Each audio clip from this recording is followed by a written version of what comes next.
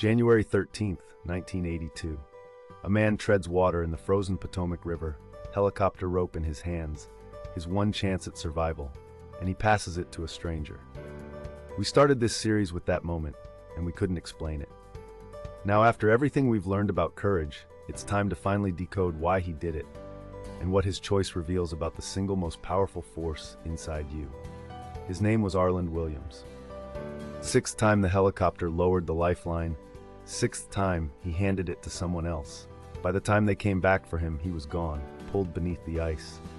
On the surface, this looks like pure selflessness. But here's what most people get wrong. Williams wasn't choosing to die.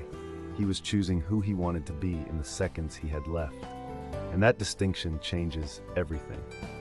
Across this series, we've dismantled courage piece by piece.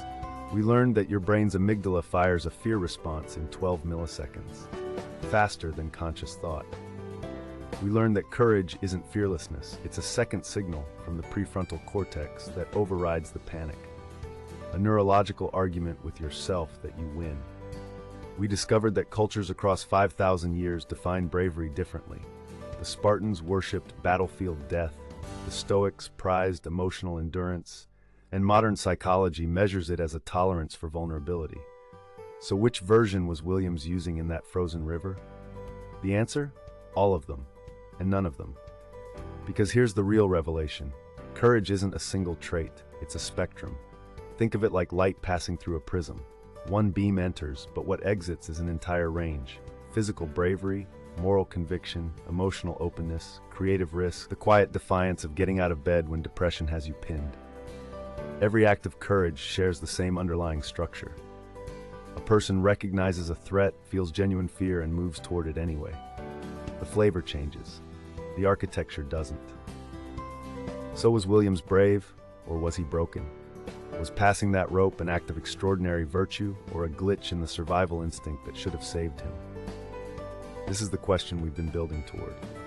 And the answer is that it's both. Courage is humanity's greatest feature and its most beautiful flaw, because they're the same thing. The mechanism that lets a father rush into a burning building is identical to the one that lets a dictator charge into a hopeless war. Courage is morally neutral fuel.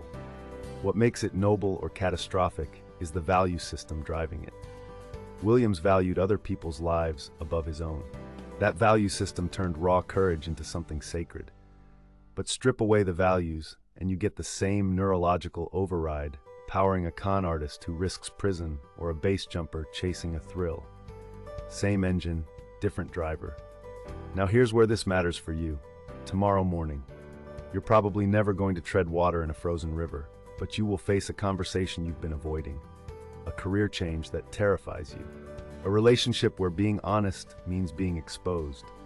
And in those moments, your amygdala will scream the same warning it screamed at Arland Williams. Danger, retreat, protect yourself. The question isn't whether you'll feel afraid. You will.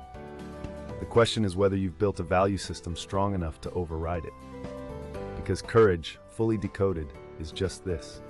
Clarity about what matters to you, combined with the willingness to pay the price for it. Williams had 30 seconds of clarity in freezing water, and it was enough to make a decision that still echoes 40 years later. You have tomorrow. You have next week. You have thousands of mundane moments where the brave choice and the safe choice sit side by side, and nobody's watching to see which one you pick. That's the unified theory. Courage isn't reserved for heroes on the evening news. It lives in the small, unglamorous choices you make when the only audience is yourself.